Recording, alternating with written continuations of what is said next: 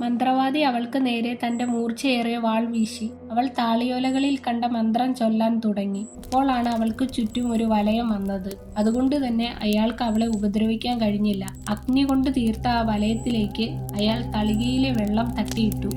അഗ്നി അണഞ്ഞുപോയി. പെട്ടെന്ന് അയാൾ അവളുടെ നേർക്ക് കയ്യിലിരുന്ന ഭസ്മം എറിഞ്ഞു. അപ്പോഴേക്കും മോതിരത്തിലെ പ്രേതങ്ങൾ അവളെ ശല്യം ചെയ്യാൻ തുടങ്ങി.